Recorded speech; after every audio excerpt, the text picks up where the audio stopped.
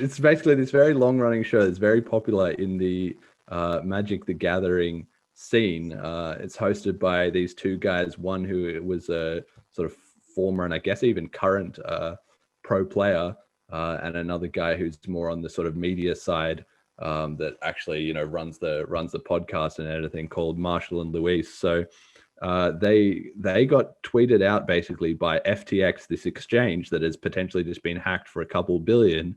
And they said, happy to announce, from the exchange that brought you partnerships with Brady, Bunchen, Curry, Lawrence, and more, comes a partnership with a truly iconic duo, Sutcliffe, LSV. If you know, you know.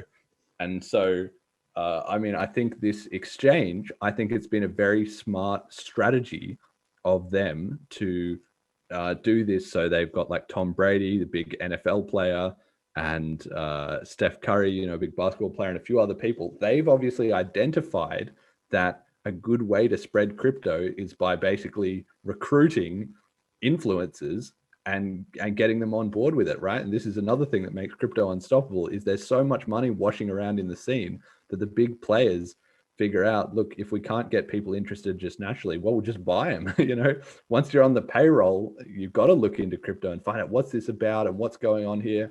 And then you get some yourself, you start spreading it, right? So they've, one way or another, they've found their way onto LR, which is an interesting thing, because it's not like basketball, or it's not like the NFL. Like they must know, like there must be someone in their company who's a fan of the show or something like that, and thought, look, this is a niche we can really hit. So it is incredibly niche. Not only is Magic quite a niche, when we're talking about like mainstream interests, it's not like Avengers movies. It's relatively niche.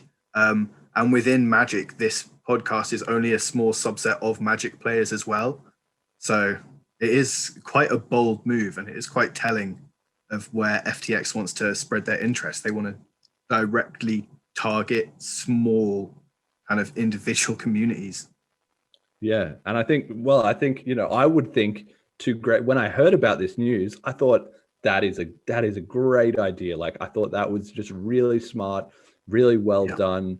You know, that's the kind of niche that they should be looking to hit. You know, it's people with disposable income, right? Because they like this card game and they spend it on that. It's people who are sort of fairly analytic, and often, like in my own experience playing Magic, you know, I've met a lot of people that are into tech and stuff like that. They're already kind of thinking in those ways. And most of all, really, is the point that people who play like collectible card games, or any kind of collectible, right, whether it's stamps or coins or, you know, Pokemon dolls or anything, right, whatever people are into, if it's a collectible, you already have the idea of crypto in your brain, which is that anything can have value.